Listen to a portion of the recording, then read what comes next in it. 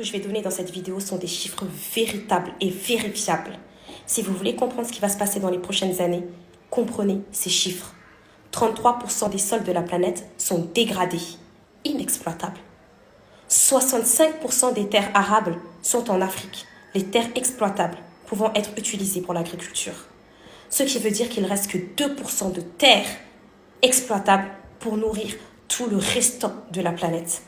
S'il vous plaît, je n'ai pas besoin de vous faire un dessin.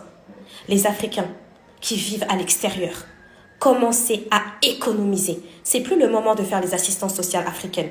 Pensez à vous. Économisez pour venir investir en Afrique, pour venir vivre en Afrique. S'il vous plaît, incontestablement, l'Afrique sera numéro 1 dans les prochaines années. Et les temps vont devenir très très durs. Préparez-vous au retour, il sera imminent. Je ne vous dis pas de venir maintenant. Je ne vous dis pas de prendre le billet d'avion pour venir maintenant. Continuez à travailler, continuez à apprendre, continuez à acquérir des compétences. Je vous dis de commencer à vous préparer psychologiquement à ce qui va se passer dans les prochaines années. Je vous dis de commencer à utiliser vos ressources financières de manière stratégique, de sorte à orienter toutes vos pensées, tous vos futurs investissements vers l'Afrique. Je vous le dis, ma main, elle tremble. Les amis, je n'ai pas besoin de vous faire un dessin. Les chiffres sont là. 33% de terres dégradées, 65% de terres arables en Afrique. Faites la soustraction. Total, il ne reste que 2% de terres exploitables pour nourrir tout le reste de la planète.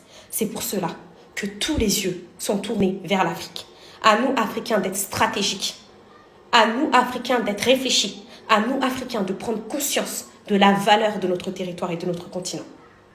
Dès qu'il y a un problème, vous rentrez sereinement en Afrique avec des économies et de quoi investir sur vos terres et de quoi vivre correctement sur vos terres. Et que nous devons être stratégiques.